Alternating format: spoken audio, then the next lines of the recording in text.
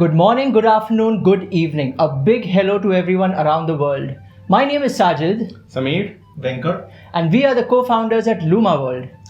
At Luma World, we focus on experiential learning as well as critical thinking via game-based learning as well as other methodologies using core academics as our base. We really believe in the power of play, and we think children will benefit from tabletop games being part of mainstream education. Let's start by telling them our Luma World story. Yeah, Sajid, so, whenever we met, Tejasvi is not here, but then when the four of us used to meet, the first thing that always used to come up is that we've been privileged enough to get education from premier institutions, not just in India, but abroad as well. We've kind of traveled the world, we've seen various places, we've met so many people. And we always felt, whether it's with the people that we work, that we hire, with our nieces and nephews, with family, that there's always an inclination towards performance, especially academic performance. Mm-hmm. And that becomes a real challenge, but also a huge pressure on kids as well as, parents also at the end of the day. So, and through the discussions, how much all of us were passionate about bringing games into learning, mixing the element of fun with academics. And that's really how it started up. And of course, that's the birth of the idea. But then really bringing it on to games, bringing ideologies, methodologies into it was the big challenge. And I think to add to that, one thing we've noticed that failure in our society is looked upon as a roadblock, right? It's looked at as a hindrance. Rather, you learn from your failure and you make sure you progress better the next time, right? Yeah, so it just kind of encompassing what you guys have said, we've thought of how to change the entire education system, right? But that was a big daunting task for us to look at. But then what we've actually done and thought was, how do we simplify things? How do you make things easy for children to kind of dwell into at least, or get interested in what we're trying to do? And that's how we kind of simplified our entire system to kind of make it game-based, so that it's fun for children to kind of learn across. And so we decided to create a product that tries to simplify the lives of everyone in the education ecosystem, be it the teacher, be it the parent, or be the children who are at the core of our education. And I think that's a great point. Something that Sam made was that how do you make things simple, right? Everyone's going into huge labs or a lot of infrastructure-based education systems. A lot more of out of classroom systems where kids are being introduced into tablet-based learning, and we somewhere felt that kids are forced to adapt to ecosystems. Mm-hmm. Parents are forced to adapt to new technologies. Yeah. Teachers are forced to adapt to new ideas that they're not yet maybe ready, or they don't have the time, the strength to adapt into. And I think that's the biggest challenge. And like Sam said, if we can make something simple where a kid walks up and says that, hey, this is amazing, let me try it out, I think that's half the battle won for the parent and the teacher. We are making their lives easier, and it becomes so much more easier to engage kids into games. So how do we actually bring kids to the table and really get them to engage with academics? You put a worksheet or a textbook or math problems, experiments.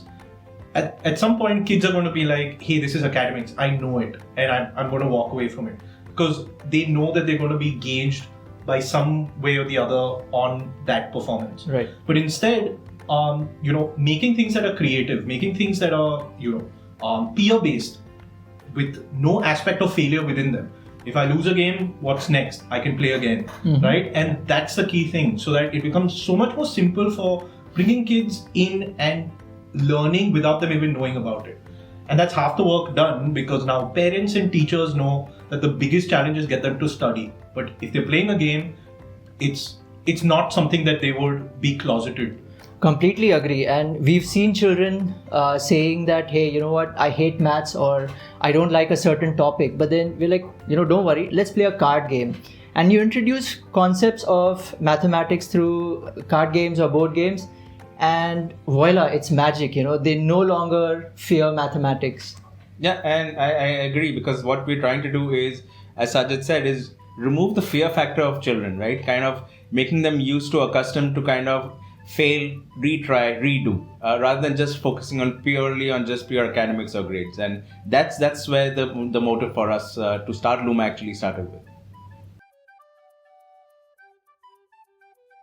Since we've spoken so much about gameplay and game-based learning, why do you think playing is a motive for learning as such? See, the first thing about play is it's inclusive, right? Mm-hmm. What is the first thing that you don't even need to teach a kid to do is just go and play. Correct. It could be outdoors, indoors, with something. It could be anything random. And it's not just, humans. It's almost a basic instinct that all of us have to have fun. When you introduce that as part of learning, whether it's in a classroom or at home, the great thing is that kids can sit around a table, pick a game out. They need some sort of basic understanding into how to play the game, which is not that tough, irrespective of what kind of learner they are. Yeah. And it actually becomes an equal platform for all of them to engage into. Yeah. I could have a kid that, is probably at the top 1% of learning in his class, or an average learner. But when they're in front of a game, they're equal. Mm-hmm. The outcomes are random. The end result could be random. But the best part is, since there's peer learning, there's always something that one is going to learn from the other. Mm-hmm. And it could be a wide range of skills, academic skills, life skills, even moral values, things like empathy, teamwork, patience. Let me just wait my turn, let someone finish, let me give them enough time to be able to do the math or, understand what the strategy is going to be. Right? And since we add a bit of education into our games, I wouldn't say a bit, we add quite a bit of education into our games, we feel it is also a great way to assess where your child's learning is at right now. So you can, for example, just to give you an example, you can see that are they able to multiply 2-digit numbers? Are they able to solve certain equations? And it's direct assessment right then and there. Yeah, I get that aspect of what Venkat mentioned in terms of play is inclusive, right? It's very important to kind of gauge children based on games and actual value of what they're actually doing, rather than just pure value of, or just pure core academics or something which they've been graded on in terms of a mark sheet as such. Sam, so Sajid mentioned something about how, there's quite a bit of educational objectives here. How do you think we balance the education that we put in here with the amount of play that is there? So that's actually a very, very interesting question. And the reason why Venkat asked that, because it's very important if you're focusing on academics, there has to be real value which someone gets out of it, right?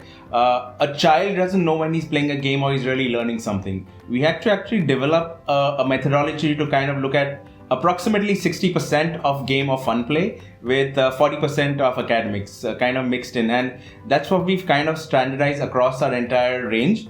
Some might have less or some might have more based on the age bracket as such. And that's how we kind of focused on gameplay as well as academics mixing together. I think that's great, especially when you come to a point and you go like, there needs to be a certain amount of education here. But remember, kids are going to be playing this and you do not want to pack it with a lot of stuff. I think that's why something that Sajid does becomes so much more important. Yeah. How do we really mask the educational stuff into all these awesome creators? I see a lot of colors, I see a lot of robots, a lot of fantasy, fiction. Why is that so important in a game? I think in today's world, children or anyone, even adults these days, are like there's technology everywhere around you, right? It's become a digital world and we're constantly talking about that. I mean, it is going to be our future. You can't deny that. How do you, instead of presenting a child a phone or a tablet and be like, hey, you know what, your learning is going to happen in this silo right now, or your games are going to be in a silo right now, you don't know who you're playing with in the real world, right? How do you give them the same effect into a physical world? And so it's important to bring out the same dopamine kick you would get out of a digital game into the physical world. So before designing and presenting these games to kids, we actually see how they're interacting with our products. We try to keep them gender neutral as much as possible, because we want girls, boys, everyone to play together, right? So these are very critical factors for us while designing the games. Even the themes that we choose, right? Like these are themes that as a child you would fantasize of. Like you have space, you have magic, you have animal kingdom. And so we try to build stories around all these themes, and hopefully someday we'll have a much bigger universe with all the gaming content we've created out here. Yeah, and we've discussed this so much. Like if these products were, let's say, there when we were growing up, like I would not be afraid of maths. I would love to do it. Yeah. I would like to sit on the table every day and have fun. And I think that's the biggest win out of it, right? Like subliminally putting in education, adding these awesome creators, but still providing value not just for kids, but also let's say for teachers and parents to provide that kind of remedial action right then and there. Someone makes a mistake while let's say they're calculating numbers using 2 cards. A parent or a teacher can step in there and be like, hey, you know what, multiplication, this is how you would do it. It's repetitive addition. Why don't you try this out? Or let's say they got a shape wrong, they can be like, this is a square, this is how it's got 4 vertices, 4 sides. It's, you can make that corrective action then and there, and a child will always remember. It's the visual recollection that's there. Correct. Talking about including adults into children's education today, we feel sometimes like, okay, the child's education is happening in the school. At home they should just have fun or be doing their own thing, right? But sometimes parents do want to be involved in the children's learning, but they might feel that they may teach something wrong to the child.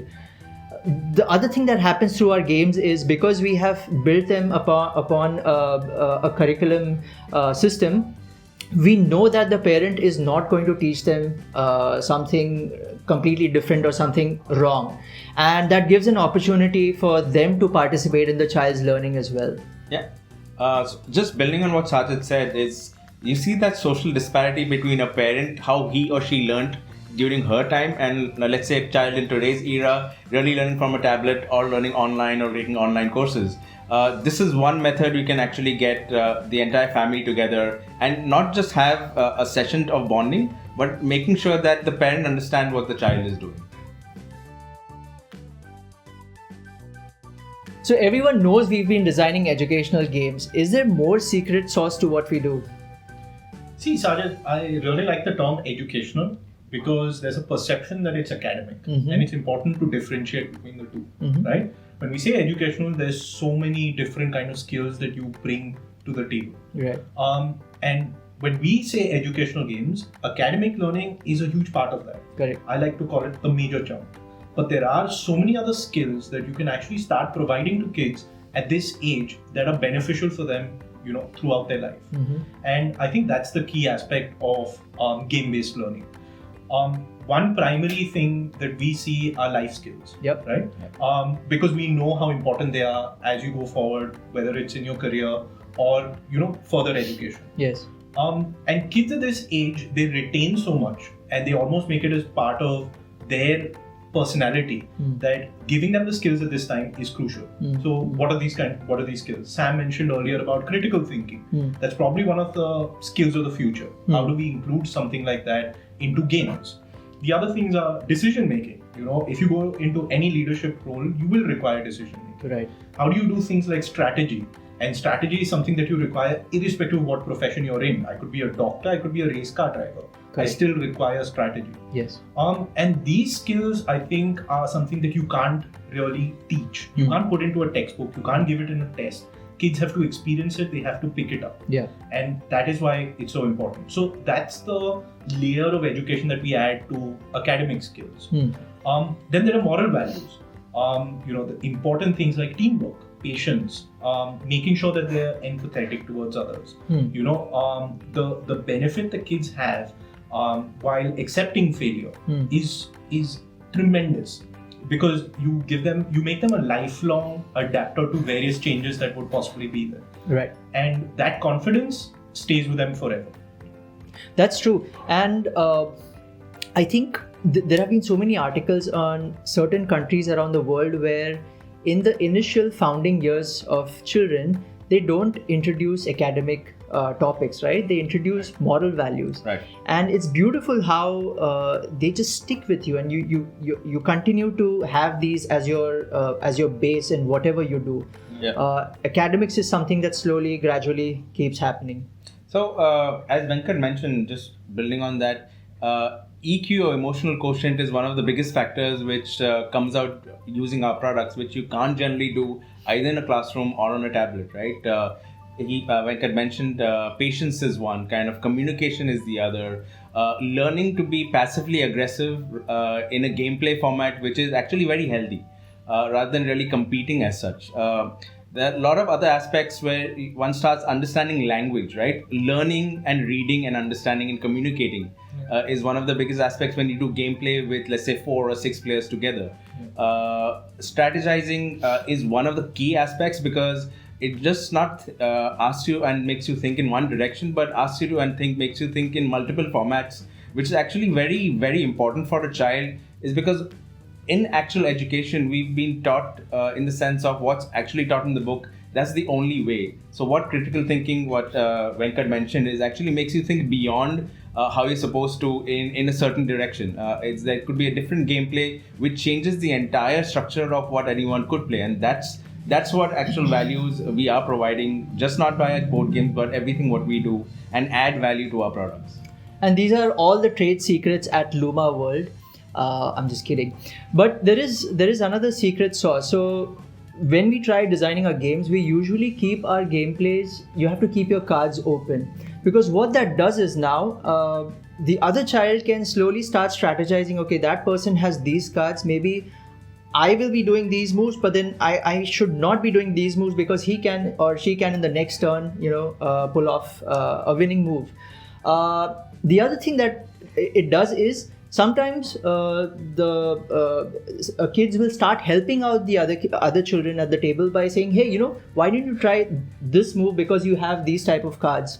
And we've observed this while testing our games. Yeah, and what actually that subliminally does is also makes the child think over and do multiple calculations themselves at that same time, right? So it helps improve their academics as well.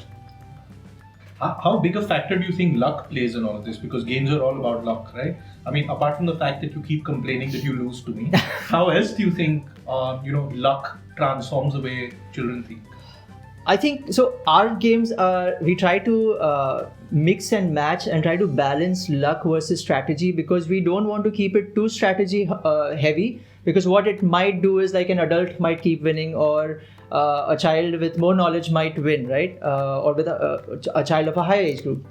So rather you make it such that you normalize the gameplays for them.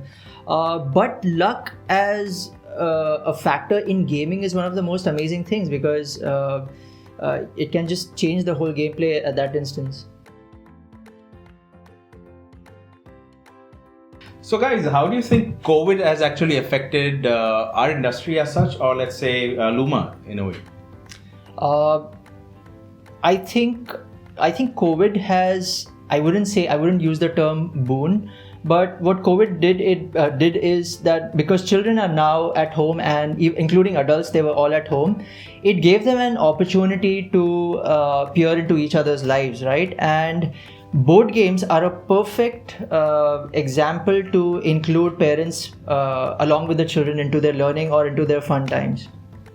And Sam, the number of products that we've actually given out to parents and the kind of feedback that we've received keeps telling us about thanks, because online learning is so difficult to adapt to all of a sudden. Like, one fine day you're told your kids can't go into school, open your laptop, they're going to be sitting in front, and there's going to be a teacher on the other side of the screen. Yeah. How difficult is that? Not just for teachers, not just for parents, but most importantly for kids, right? How do you suddenly adapt to it? They suddenly begin to ask questions like, hey, why can't I go out and meet my friends? Why can't I play anymore? Yeah. It's so important for parents to be able to normalize the situation for them. And games do wonders for that. It distracts them, but it still continues their learning. And parents have come back and they've told us about, how it can still power their children forward with curriculum, even though schools are closed. Yeah, I remember those examples where these families kept sending us pictures and videos saying that their children have just not been able to get off our games for a whole month. I remember one picture in particular where we had 3 generations of the family sitting together. Yeah. It was like grandparent, an aunt of the kid, and the kid themselves, and they were playing Fracto, and they were like putting cards down, and that was a great picture because it allows 3 generations with completely different thoughts, opinions, exposure to come together, sit on a table, and bond. Right? Like how does, let's say, watching TV or being on your tablet be able to enable something like that? It's difficult. The physical games allow them to do that. And I think one of the key factors over there is we try to keep our gameplays also very very quick, right? You understand the rules in say like 5 to 10 minutes. You have videos to understand the rules as well, and the gameplays last for depending on which card game or board game from 15 minutes to up to 30-45 minutes max maybe, and that just gives them that rush which helps them carry through the day, or just move on to the next activity, hopefully play the game again. So what do you think are the challenges, let's say post-COVID, once things normalize? What do you think are the challenges for Luma then? I think one of the biggest challenges is being able to get these games all over the world, right? I mean, something that we've discussed about is how we want to keep this universal. Like, for example, the math games that we make, they're language agnostic. You don't need to know English or any particular language to be able to do the math. Correct. And we've kept the creatives to be appealing to a really wide range of demographics. Like I like the idea of having male robots and female robots, gender neutral themes, being able to have fantasy themes like space and things like that. So I would say one of the biggest challenges is actually reaching out to the world and getting these physical products into homes. Oh, lovely. I think talking about India, one of the biggest challenges which we are trying to solve as well is just trying to create an awareness, like, you can have fun at the same time you can learn through games as well, and that is something we keep striving for every day. So Sam, let's get into serious business now. Sure. What do you think helps Luma to stand out from its peers and actually add a lot of business value into something like this? So again, it's one of the most challenging things which we've been able to kind of do and justify what we're trying to do here is how to take education, how do we break that down and kind of modularize it so that it can be utilized by anybody. The biggest challenge in being in the education space is, do you do it only for a school? Do you do online learning? Do you do it for an education body, or do you do it from homeschooling, right? What we've done is modularize the entire project of what we wanted to do, broken the curriculum in such a way that it can be utilized by anybody. So if you're a parent, you can use it to teach your child or play with your child. If you're a tutor, you can do that and integrate it. If you're in school, you can integrate it with your curriculum in between as and when required. If it's, let's say, homeschooling or if any other educational body, you can do that. So we've done it in such a way that it can be broken up, split, or used individually or as an entire curriculum format itself, because what we've done is taken every aspect and every kind of subject and topic within that in such a way that it can be taught as a whole, or it can be broken apart and taken as and when required. Correct. So depending on which part of the world you are in, the products are just simple plug and play. You think your child is weak at fractions, you can just buy the fractions kit. Or you think they're weak with numbers and operations for a certain age group, you can just pick that kit up and start learning. So that actually gives us more flexibility to sell across, right? Be it a school medium, be it online, be it in a physical retail store. So that gives us the entire edge over everybody else, is the various channels we can utilize to sell our products across. Yeah, and as a consumer, it's great because both the things that you guys have mentioned are so important, right? Mm-hmm. Can I actually target a weak aspect of learning? For example, my kid might be amazing in mathematics, but he's struggling with factors and multiples. Yeah. Can I only target that? Why am I forced to get a product that does 5th grade mathematics as a whole? At the same time, how do I do it when he's at the classroom? Mm-hmm. Or I want something as an educational aid that works with him at home. Or I want this to be as part of an after-school activity. Sure. So how do I still get one product to do all of that and still be cost-effective, right? Correct. Like, I mean, this is something that we can get into the mass market or can be, provided to the global audiences. it's still the same product. We are still using the same kind of games, the same kind of books, flashcards, whatever we use. Yeah. There's still the same product that is being put into different environments. Yeah. Indian education system recently had an overhaul. It's called the National Education Policy 2020.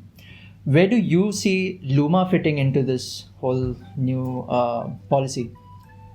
So actually, the national education policy is a much needed overhaul in the entire system, as we know, especially the Indian system, which has not been kind of touched or changed over the last, let's say, 50 years or so, right? And what it states is getting a lot more focus into experiential and critical learning, experiential learning as such, and critical thinking as much into, as well as academics in such a way.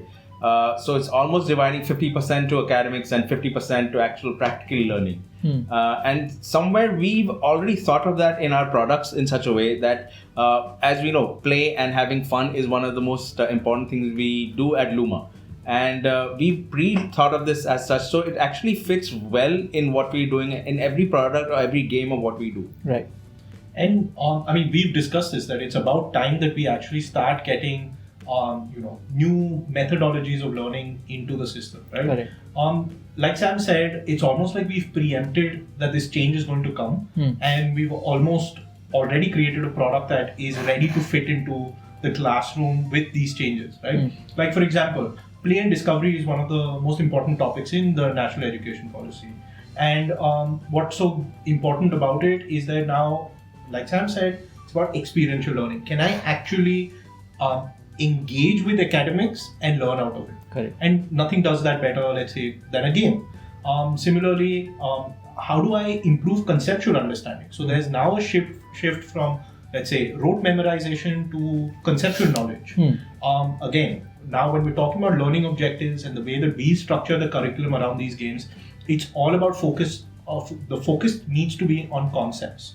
Are we able to understand these individual postulates that are there to improve learning? Like, for example, if I know fractions, I know ratio and proportions, I know factors and multiples, and then going forward, I can do complex mathematics. So the foundation needs to be made strong, and that works really well with games because this gives them that base to start off with.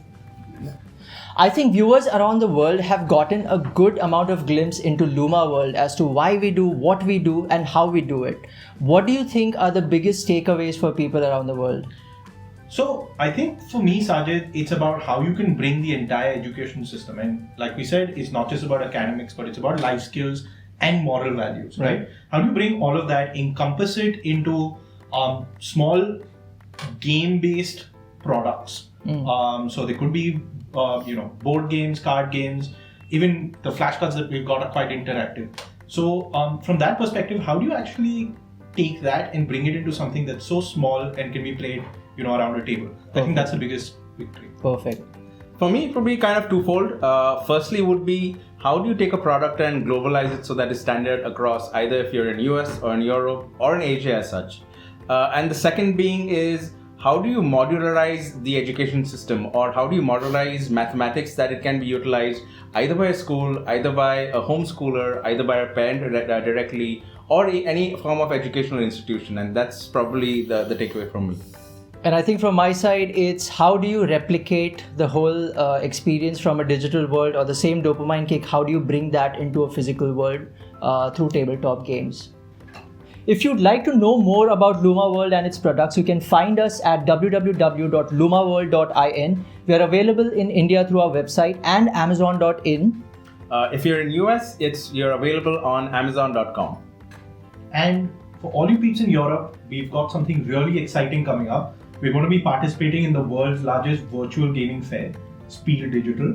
And we're going to be there from the 22nd of October to the 25th of October, and all Luma products are going to be available across Europe. Do make sure that you visit our page and you can buy all the products there. Alright, that's bye from me, Sajid. Bye from me, Samir. Bye from me, Venkat. Also, since Tejasvi isn't here, bye from Tejasvi.